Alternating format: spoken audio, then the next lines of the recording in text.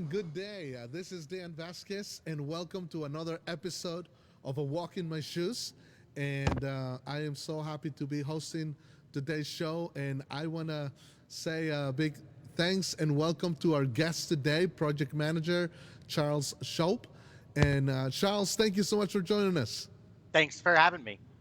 Charles is joining us here from our homeland of Columbus, Ohio, and he's going to be sharing his story as a project manager with his company. And anyway, we want to say thank you and for joining us today. Welcome to the program. And as every other program, we always want to give you the opportunity to take advantage of the chance that we're bringing today, where we're bringing professionals from around the city, and you have an opportunity to ask questions, to interact, or if you ever wonder what their life was like, or what is it to be in their shoes for a day, this is your opportunity. So feel free to send us questions via Zoom or Facebook Live. We have people monitoring either or, and we are ready to take your questions later on the show. So let's get started. Charles, thank you so much for your time. Not a problem at all.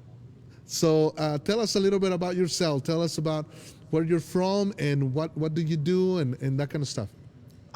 Well, where I'm from, I was a military brat. Actually, my dad was Navy until I was 16. So Uh-huh. I grew up, traveled a lot. We live all up and down the East Coast. I used to live in Guam. I lived in Guam for a while out in the Okay, yeah. Pacific. He retired it from the military in 2002, and we moved to Virginia, which is where I was born originally. I graduated high school there, started college, but didn't finish. So I don't have a degree. I thought I wanted to be a psychiatrist. That's when I started college as. Then I wanted to be a rock star. That didn't pan out. And I kind of floated for a little bit, working different jobs and things like that. Ended up moving up to Columbus in 2011. Okay. 2012, I started working for the company now, Discover Card, and I've been there ever since. I, was promoted to sales right out of training. A couple months later, was made um, technically an assistant manager. Is kind of it's not using the internal term, but that's basically what it was. Uh-huh. And then I got about 4 years ago, I got the position as a analyst that turned into the job that I have now. So I've been with the same department under the same managers for about the last 4 years, and I was able to grow with that department. Okay, so for the people that don't know what an analyst is, they have no idea what that job entails. Could you Mhm. bring it down to like a fourth grade level? Yeah, yeah. So I basically I take some information about a program that we're using, and I look at what's happening with that program. And I try to find ways to make it work better. Wow. Um, yeah, and I mean that's basically in a nutshell. That's what it is. I look at a bunch of numbers and I say, how do I make these numbers bigger? Wow, that's exciting. Yeah. So you are very acquainted with math and that kind of stuff. Do you have to be like really good at math to do this kind of job? I wouldn't say really good at math. So math was actually one of my weaker subjects in school. I was Really? not, yes, I was not great with math. I wouldn't say it was necessarily bad, but I was definitely not good at it. I was a word person. I reading, science. Those were my subjects in school. There is some slightly more complicated math that can be used, but I mean, most of the stuff that I would use on a day-to-day basis is you would, it's pre-algebra.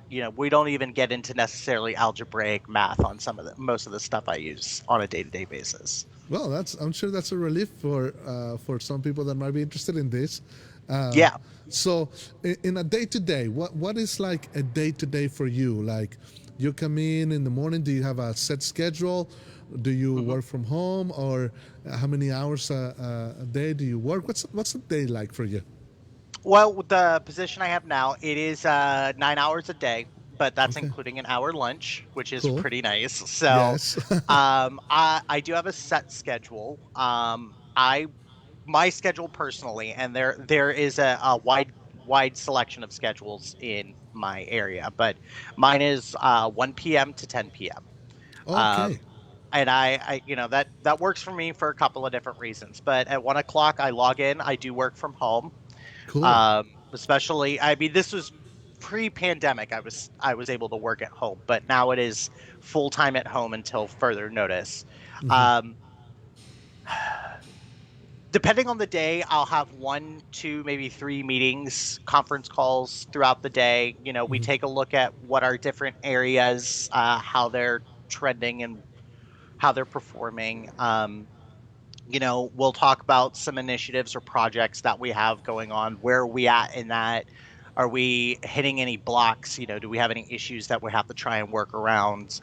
Um, this is all while managing an active system. So there is a system that's running in the background on one of my screens. I have two monitors that I use specifically for work things, Okay. um, and making sure that those systems aren't failing for one reason or another, or they're operating as best as we could. For instance, we had a small issue yesterday where one of our Okay. systems went down for Oh I no. would yeah, 15 minutes maybe, but we have programs in place that uh we have redundancy built in. We have a way to contact different groups in the company at large and pull those pieces together to kind of identify the problem and get it resolved. And we were able to do that yesterday. So that's something that pops up from time to time. And then usually the last hour or so of my day is going through the system that we're utilizing and prepping it for the next day, setting up all of the different parameters that I need to, and getting it set up to just rinse and repeat the next day. Wow, that's amazing. That's Yeah. amazing. So it seems like it's full of activity. It doesn't seem like you have a lot of downtime. It is what you make it. If you're the kind of person that wants to kind of rest and just do the job as is, Uh-huh. there could be some downtime, But with the position that we have, me and my coworkers have now, we were all either administrators or analysts before this, and when this new job role popped up, we had to apply for it. And it again, it's the exact same team I've been working with for the last 4 years. So we, in essence, applied for our jobs again, even though it was a promotion. It was a changeover from an hourly to a salaried position. We went forward with that because it does involve that project management and process management aspect, and that's where you can create that workload for yourself. Is one of our tasks is to identify ways to increase production or add value to the company, make Wow. things better. So we're Yeah. always we're always in there, like, poking at things like, what happens if I do this, or this doesn't look, I think this could be better. What happens if we, wiggle this wire, or Wow. that sort Yeah. of mentality is just getting in there and prodding and seeing what we can do to bump up those numbers a little bit more. Wow. Well, it goes with the name, right? Analyzing. You're Yep. constantly analyzing everything. Constantly analyzing things. Yes. Charles, is there like a specific type of person or personality type that does this kind of job, or does it take all type of personalities? Tapes takes all types. I mean, Okay. there aren't two people in my area that are really the same. I think there's a mentality of approach. There's a way of looking at things. Like, I was my old bosses, when I was in a different area in the company. They This was not the career path I wanted when I was at the company, Okay. right? There was a way I wanted to go, a different way I wanted to go, and I had several of my previous managers come to me and they're like, we really think that you're going to be good at analytics. And I don't know why. I still, to this day, don't know why they saw that. But this position opens 4 years ago. And I said, you know what? I think I'm going to interview for that. And I did. And I got the job. And it has been a really positive experience since then. But it's not about the personality. It's just kind of about the way you approach the information. So all of us together, and I can think of every single person. It's that, well, how about this mentality? Like, what if we do this? And it's not being afraid to look at things from a different angle or a different perspective. Hmm. And that's what I think really works for all of us. But as far as the type of people, it's across the board. There's Well, all kinds. and I think you said something good here. You have to be open-minded, right? You Yeah. cannot be a close-minded person and and just stick to one method and that's it, right? This is this I guess one of the skills I'm saying for this position is it's an open-minded person. Yeah, if you can't go in and say that's the way we've always done it, because when you do that, you're not going to be effective. So, yeah. So I know you touched a little bit about it, but that was my question. How did you ended up in this job? Like, is this what you planned when you were a little kid, or how did you get here? No, it isn't at all. This is so far from what I thought I would ever do. I I never thought I'd be the kind of guy to have a 9 to 5, a regular 9 to 5 in an office for a big company. Uh-huh. Originally I was gonna, when I was in high school, I wanted to be a child psychologist. That's Okay. that's what I wanted to do. Uh-huh. There was a brief stint where I flirted with the military. I was going to be a pilot, Uh-huh. and I ended up not going down that road. But I to be honest, I went to college. Yes. I was there for a couple of years, but I didn't take it seriously. I was too busy having fun with my friends. Uh-huh. So I didn't finish my degree. And fast forward to 2012, that was a few years earlier. I was working at a company here in Columbus, detailing cars, cleaning them, getting them Wow. ready Yeah. for auction. Okay. Um, it was a rough job, very physically demanding, fast paced. There was no time to breathe, and I was looking for something different. So there was a I hope that career. wasn't during the winter. Oh yeah, it was Oh no way. summer, winter, whole 9 yards. Yeah. Oh wow. So it hot, cold didn't matter. Hmm. I mean, we had a building. We were in a Oh, okay, building, but okay. it was open on both ends. It was dealt Oof. like an assembly line, so the wind cut right through there. Yeah, it was Yeah. cold. There was a career fair at the Schottenstein Center. Uh-huh. Sometime in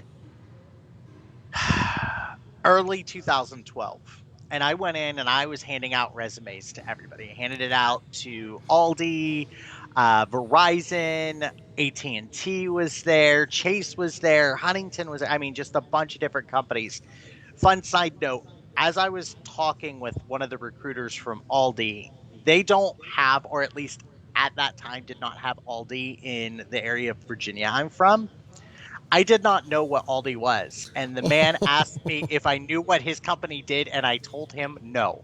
I did not get a call back from those guys. So, That's um, funny. yeah. So I handed my resume out to a couple of different companies out there, and I said, not sure what'll come of this. And I didn't have any background in banking or Uh-huh. finance. I had spent well, 10 years prior to that.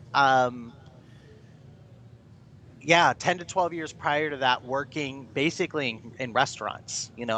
I had worked my way up to like a kitchen manager at a bar I had worked at. I had bartended, waited tables, done pizza delivery. Had a little bit of a hotel experience, working at a front desk, but nothing that would lead somebody that operates for a bank to say, "Hey, this guy's qualified." Hmm. But I got a call back a few weeks later. Did Wow. an interview, and I started in the customer service department answering phones. But one of the biggest things, what for I think for me, was just to be driven. I had a fire where I was like, no, I'm gonna do more than this. Yeah. There's a lot of opportunity here, and I'm gonna take that opportunity. So Wow, that's amazing. I also, one of my first jobs here in Columbus was in customer service. So I mm, know what that's like to be on the yeah, phone and, talking to all kinds of people. But yep, that's amazing, though. That's amazing. And what's surprising for me is that you didn't have a background on this, but you have grown and you are taking, big steps into this. Um, hmm are you liking it more and more the more you get into it? yeah. I mean, any job has its days. Any Yeah. job has its days where you're just like, man, I don't want to do this today. But I've had jobs where I the thought of going to work just filled me with dread or anxiety, and that Uh-huh. doesn't happen. That's never happened with my entire time with this company. There are days where I get up and I'm like, I don't want to work today. You just have that day Yeah. where you're like, I just want to lay in bed all day. I have those days just like anybody else, but it's never I it's never about my job. It's just, what, I want to be lazy today, Yeah. or Yeah. it's I too understand. nice to be stuck inside, those kinds of things. Yeah, no, I enjoy the people I work with, and the job it it's really good. I mean, it's afforded me a lot of opportunities, to do things that I didn't think I'd be able to. So That's amazing. That's really good, and I think it's a good job when your managers are able to see something in you and they can suggest, hey, you know, you might be good at this, and they yeah. can move you around, and it seems like that's great. I'm happy for you. Now, for our audience, most of our audience are young people hmm here in the city, and they are looking for jobs. So, what advice would you give someone wanting to enter this profession Um, are you talking within finance itself, within the or? finance? Yeah. So, I mean, going down the road I did is a huge opportunity. Just getting your foot in the door, at the entry level. And I mean, I started there, and I started in my mid 20s. I was 30, was fast approaching, and I'm in my 30s now. So I didn't do this right out of high school. I had already, um, if I had gone down the traditional career path, I would have been 2, 3 years out of college at that point. But getting into it at the ground level and growing, learning how your company operates, and different places have, different educational opportunities. My company does. If school is something that you want to utilize, there are ways to have the company help you with Tuition reimbursement. tuition reimbursement. Awesome. They have all kinds of different programs, that Discover does, and I know that there are other companies out there that do as well. That's not something that I personally have taken advantage of. I have gone through some more targeted certifications, Uh-huh. on my own initiatives, some project management certifications, That is that awesome. some and that may not, the stuff I do doesn't necessarily qualify for any of the programs they have, but I have a little bit more of a clear cut, goal, like something that's really narrow. So, but yeah, as far as just, getting your foot in the door at the beginning, and everything I've ever heard from the recruiters that I have dealt with, and the managers that I've worked with, and the trainers that I have worked with, is it's not about a skill set. They can teach you how to operate the systems and stuff like that. What they need is somebody that has that personality, you That know. driven. That well, you talked about the driven Yeah, uh, yeah. You that you can't had. teach somebody to be driven or to be kind, which, Hmm. in customer service you need that little bit of kindness. Even though you know you're gonna have rough days, Yeah. you still have that. They can teach you to run the system, but and some places actually like it better if you don't have experience in the financial sector, because they want to teach you their way and they don't want somebody else's training methods getting in the way. Does that make Yeah. sense? So, Yes, yes. What? So this is a very good thing, and especially for our young audience, the work ethic, the driven, the passion. What is it for you, Charles? What motivates you? How did you find that driven? What drives you? um, for me initially, and I'm just being an open and honest book. It was to prove something. Okay, I had had some upheaval in my life the year prior, and I felt that I had something to prove. Um, and it as it went on, it became less about like me proving something to saying, "Whoa, what else can I do?" I didn't think I would get this far. What else can I do? that's awesome. And then it became a no. I want that. I know I can do that.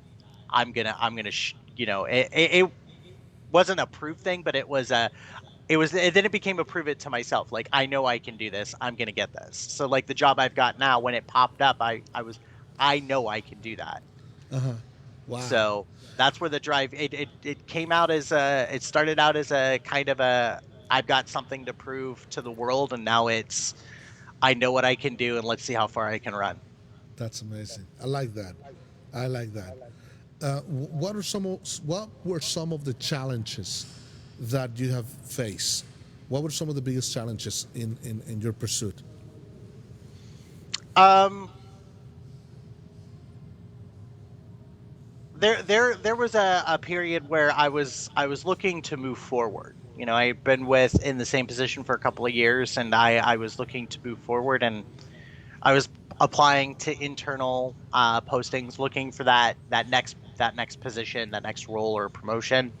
And I think it was about 24 different jobs that I had applied for over a 2.5 year period, and I didn't get any of them. And that could be demoralizing. Yeah, Um, yeah, but the feedback I always received was always like this close. Just you were right there, but you didn't quite make it over the line. And I usually lost those positions to somebody that had experience in that area, right? So yeah, if I wanted to go over to a department that I didn't have any experience with, maybe I understood what the job wanted, but I didn't know the stuff underneath it. So they were pulling people that already had that background. yeah. And then Wow, the job opened in an area that I already had a ton of experience and I was actively working in, and that's what played out for me. wow. That's good. I mean, Yeah. those are some big challenges to overcome. Yeah. Somebody else's experience, but I like what you share with them.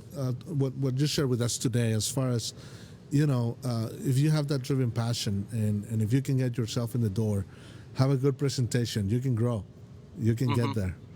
That's awesome. Well, Charles, I want to get into a fun aspect of our interview, okay? So Hmm. this is shifting a little bit, all right? I'm going to ask you some out of the box questions, just some fun questions. So Okay. we just want to get to know you better. We want to just jump random questions. So you just answer the first things that come to your mind, okay? And Okay. we'll just move through them and see how it goes. All right, what is your favorite word? Ruckus. Okay. What are you not very good at?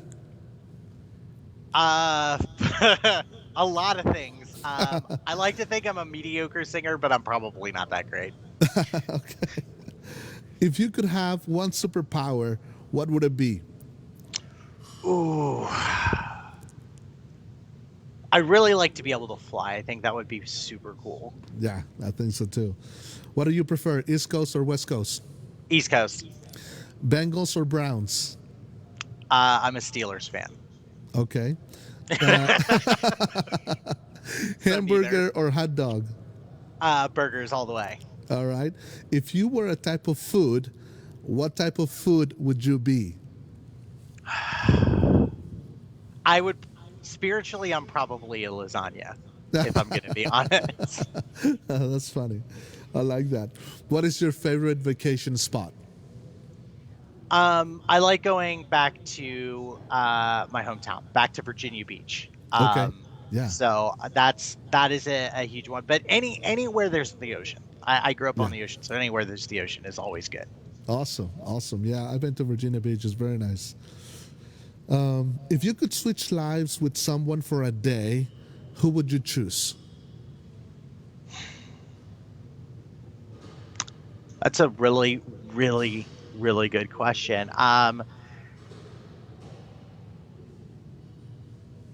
The first person that's coming to, and this is kind of it's sappy and it's cheesy, is probably my wife. So I can I mean, that woman doesn't ever stop going. She's busy all Yeah, the time, and it would just give me a new perspective on, because I don't get to see all of it. It would just give me that new perspective on what she deals with every day and how just incredibly busy she is. I think that would be nice to just finally truly understand what it is she does all the time.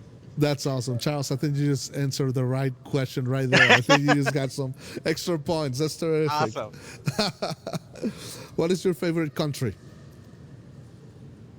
I mean, I love living here, but probably just visually Ireland. I got married in Ireland a few years ago, and it's stunning there. Oh, So how cool. yeah, yeah. Awesome. I've been to Ireland. It's a really nice Oh, country. it's gorgeous. Yeah. Yeah. So how long have you been married? About 2.5 years. Okay. Okay. That's amazing. That's amazing. So thank you so much for taking time to answer these questions. I know there's a random, but it helps our audience to get to know you better. So, we all have experienced this COVID-19 time Hmm. and in different ways. How has your profession was affected by this? It's There are parts of it that we just don't notice, right? So before this current position that I have now, um, we were in a primarily analytical role. We didn't get to make any decisions like we do now, but we got to we pulled those numbers apart and looked at things and said, hey, we see a problem here, and then we'd hand it off. Um, Even back then, we were working 3 days a week at home. I would go into the office on Tuesdays and Thursdays. I would work Monday, Wednesday, Friday at home. Yeah. So that aspect really isn't that different. Being at home most of the time, all the time, isn't that different. Uh, we had just created this job when COVID-19 hit, and there Wow. was every one of our meetings was all in person. My team meeting, we all were in a little room in my boss's office talking together, and then for the department, we always had these big conference rooms and stuff like that. And if I had this idea about something, I would just get up, turn, and walk to somebody else, and I would stand at their desk and talk. That collaboration is much harder now. Um, Wow. Even though we do calls like this, Hmm. we don't use Skype, but we do conference calls where we can see each other via the internet. It's not the same. It's not the It- same. Yeah. It's missing that little something extra. You know what I mean? Yes. Yes. So, Wow. Well, you guys have also, been affected like everybody else. And anyway, so going back to something that you shared at the beginning, you were talking about in your job day to day, you are analyzing, and you have to foresee, uh, potential problems or potential opportunities. How mhm. important is the ability to foresee things? um, it's pretty important. And it's not necessarily like, I'm a psychic, like I could just Right. magically know what's going on. But it's a part of it is understanding why we do certain things a certain way, or, how the system is going to react to a change, or at least think we know how it's going to happen. We don't always get it right. Sometimes I can think of a particular project where we thought, hey, we've got a winner here. We ran it for a day and scrapped it immediately because it was bad. It Oh, did not wow. it didn't go the way we thought it would, Yeah. and so we all sat for a while, and they're not all wins, we sat there for a while and we looked at it and we said, okay, that didn't work. That didn't get us anywhere close to where we wanted to go. We went in the opposite direction. Let's rethink this. Let's stop and take a step back. So it is important, but what it really boils down to is knowing what all of the underlying parts do, right? Okay. And that just comes with training and time. It's not a special skill set I have. It's just and I at 4 years I'm one of the newest people on my team. After having been there are people that have been there for almost 15 years who know this thing inside and out like the back of their hand, and I have to go to them and say, what does this do? What does this mean? Uh, So it's just understanding those things. It is important, but it's not an unlearnable skill. are you? I don't know if you're allowed or not, but are you allowed to tell us like an example of a project? Like, what does it entail? How long? How many days? What do you guys? What are the goals? And how do you know you completed it, or how do you know if Yeah, you fail? yeah. So I can give you some non-specific answers. We have Okay. a group. There are multiple groups that my area. We are a support role. My department is a support department. So what we do is we have another business group in our company say, hey, we need this run, and we run an automatic dialing system Okay. is what we do. So I had a group that had some issues where agents were not. There was a lot of downtime for the people on the phones, right? Okay. They weren't they weren't having stuff come to them, a lot of work come to them, and I kept looking at this and I was saying, this doesn't work. This can be better. We're paying these people to kind of sit there, and we know that there is more things to do. Yeah. And that makes me sound like a task manager, and in a way it is, but I'm not, on the floor telling these people you need to work harder. I'm just saying we have stuff that needs done and we have people that aren't actively doing things. How do we get these two into the same space? Wow. So I went through and looked at some of the metrics and parameters, some of the different little things that we could do to kind of make those calls move faster. Uh huh. And but I also, that business says we want to do X, Y, and Z. Like, we want to make sure that we run these things at these times in this order. So I can't deviate from that. I Okay. have to keep that in place, but I Yeah. have to try and fix this problem over here. And so I came up with some ideas of shifting some of the speeds around and moving things around in a little bit. Uh And I huh. took it to that group and they said, we see what you're saying, but we're not sure. So we're only going to run it 1 day a week. And I was like, okay, well, I know that this is going to work, but let's go ahead. So we set it up. We ran it 1 day a week. That first test run, I think I had a 37% increase in one of their most important metrics, is getting Wow. the right person on the phone. We Yeah. did that 37% more effectively, Wow. and I took the downtime for agents down by 80%. Oh my So goodness. 80% of that Wow. free time disappeared.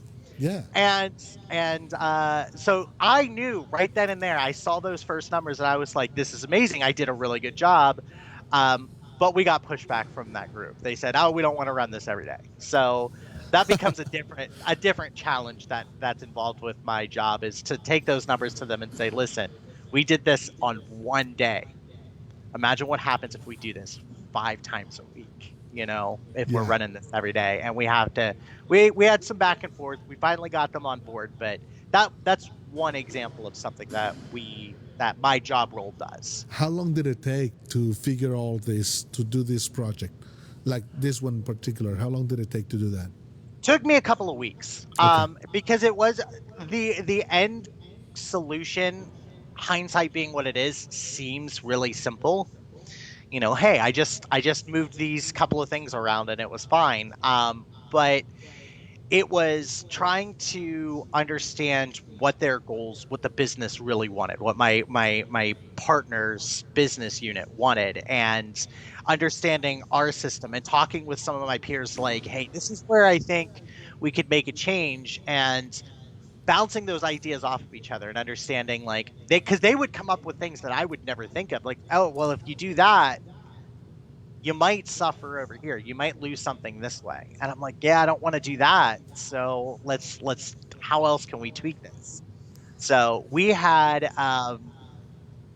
probably like 6 or 7 different things that I was measuring when we ran our test Hmm. because I was expecting some numbers to go down. And I had to make sure that those numbers dropping wasn't as bad as our worst case scenario. We would have had to just scrap the whole thing, blow it all up, right? Um, but once those numbers came back, the things that I expected to drop did. But I mean, we're talking 0.5%, and I was expecting 10%. So, Wow. you know, Yeah. yeah, That's amazing. So it seems to me like there is a great opportunity for creativity, right? Like yeah. for you to put your ideas, and you'll get pushed back. But then if you can prove it, with numbers, then numbers talk, don't they? Oh yeah, that is the key is if we can get the numbers. Everything is numbers based. We don't That's the one thing with us is there's no feeling to it, you know. I mean there is when you're in there working and you know something is going to be good and you're getting that like I don't know that you got that emotion involved. But Yeah. when you're presenting this stuff and when you're trying to make those changes, there's no emotion in it. You know, it is data and it's hard data and this is what it is. These are the numbers. Um, Sometimes we get like, well, what happened over here? You know, can you give us more information about this? And it's Hmm. something we didn't prepare. So we got to go look at that. And it may be a concern we didn't know was going to be there, and that even though our hard data that we presented may be right, we may not understand the full picture and we may come back later and say, oh well, the stuff that you were really concerned about didn't get better, so we can see why this isn't important to you. But Hmm. it's still, no matter what, it's always just it's that those numbers. That data is king where I work. So That's incredible. And we live in the day where there's more data today than we have ever had. oh yeah. So the would you consider your profession a career in demand right now? um Aspects of it, yes. Hmm. My thinking about my job itself, no, not necessarily, but what one of the things that I am pushing myself for, as I was talking about those like targeted certifications, is data science and data analytics. And yes, that in itself, that the ability to crunch that data is definitely in demand. Understanding what all of the information that your company may, whatever company you maybe look for, being able to take all of that information that your company has and turn it into something else is huge. Wow. I mean that's what everybody, Facebook, Google, Yeah, uh, that's exactly what I was thinking. yeah, that's what they do. That's Yeah. that they're always breaking down more and more and more data. They've got more data on their customers than my company could dream about. But we still have, I mean, tons and tons and tons of stuff. My job has recently expanded into pulling through some of our databases for compliance stuff, Hmm. making sure that we're following federal guidelines because we're a bank. We have those things I was that about we to have to ask look you at. that. I was about to Yeah, ask about checks and balances. yeah. How do you manage this data? Are there any checks and balances? Oh yeah. There are tons of security measures in place as far as like keeping the data secure between our own policies and things that the government mandates for us.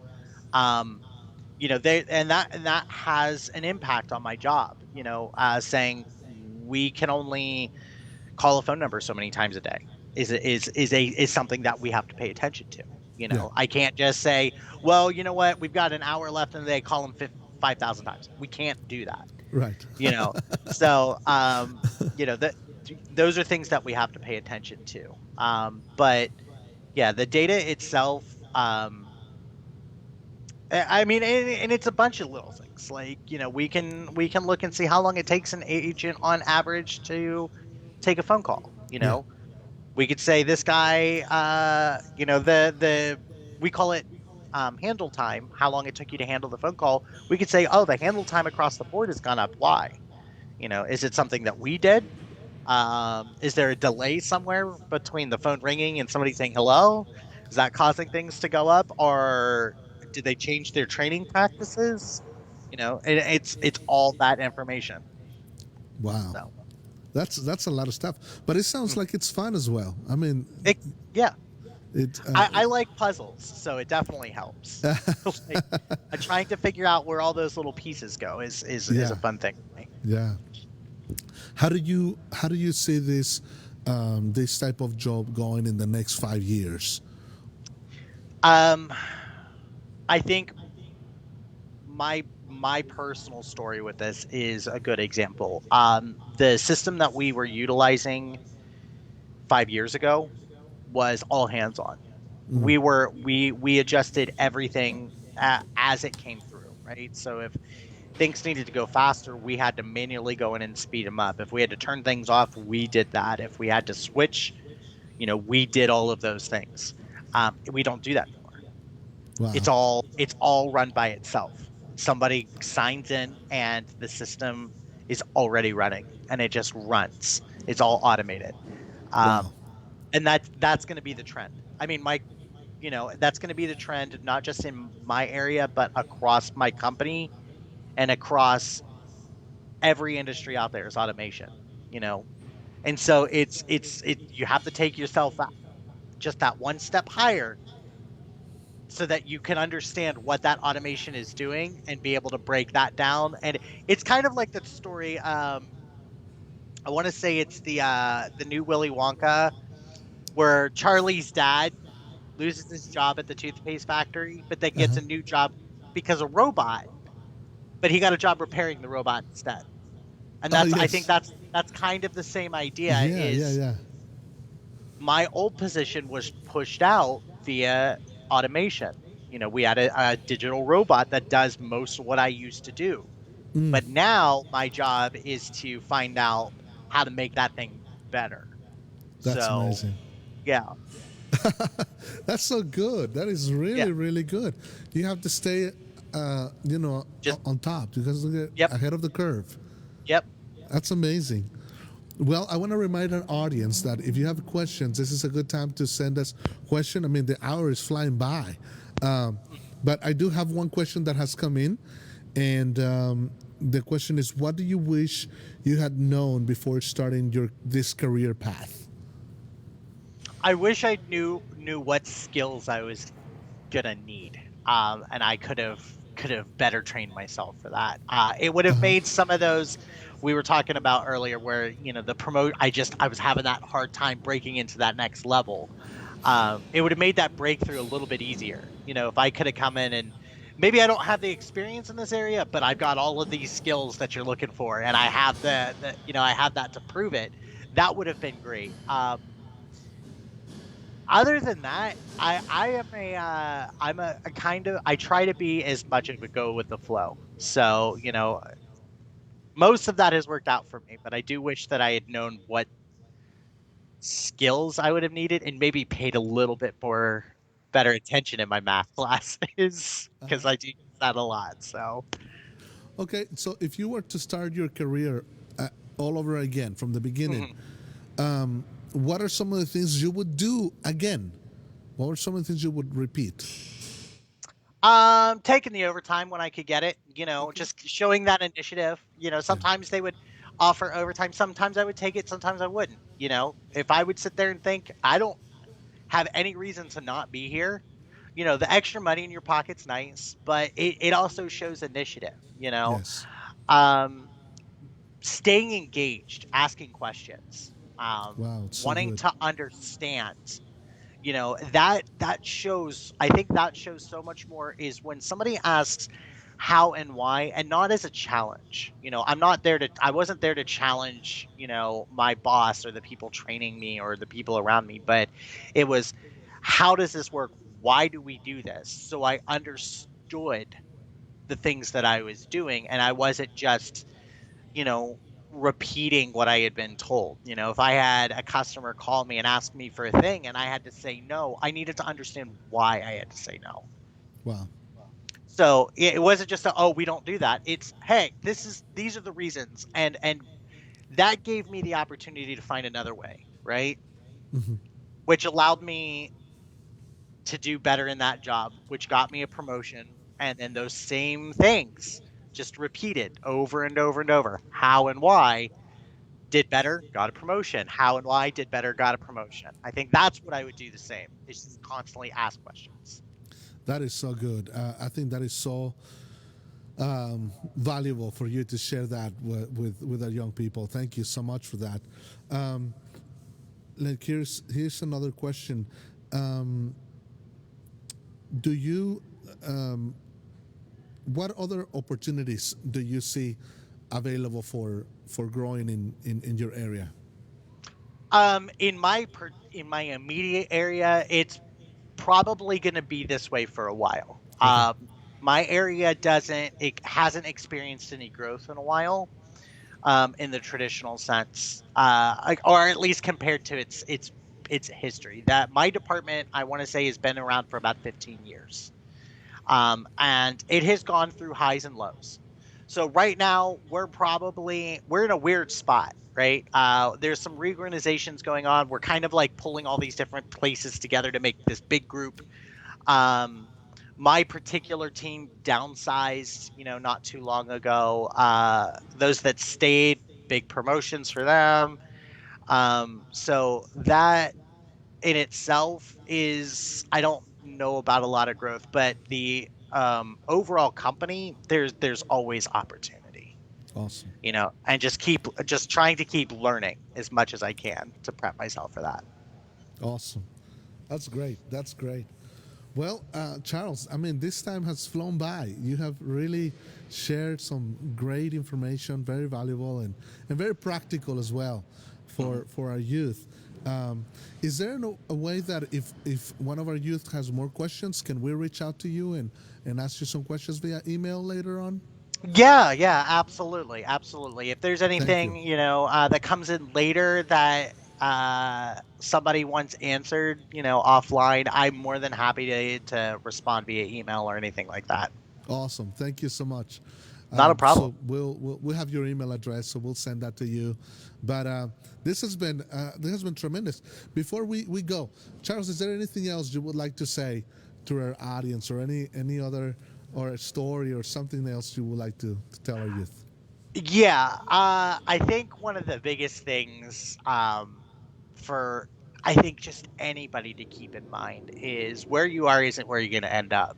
You Mm, know, um, back in 2008, I was, in my early 20s, and I thought I had made a lot of the wrong decisions. Nothing drastic, but I had made a lot of the wrong decisions, and I wasn't in school anymore. I was just I was working at a pizza place and at a hotel overnight. I was working two jobs, just so I could have a house near a beach. And I thought that was it. That was going to be the rest of my life. And it wasn't. It, keeping pushing and being willing to just constantly learn new things, and it doesn't have to be in a classroom. You can learn yeah. it on a job. Or where you are isn't where you're going to end up. That Mm, that that's not an indicator of the way your path's going to take. I didn't think I was going to be here where I'm at right now 10 years ago. At 24, I wasn't even working for this company 10 years ago. yeah. So, uh, it can all flip like that. It can all just you just fall into the right place or be at the right place at the right time, and works out for you. That is awesome. That is awesome.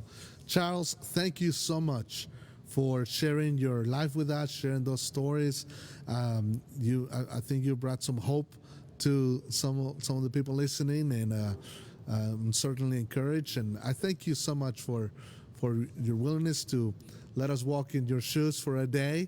And we appreciate your time. And thank you, Charles. Thank you. All right. And for all of our audience, thank you so much for being with us for another episode of A Walk in My Shoes. We will see you again next Wednesday at 1 p.m. Have a great day.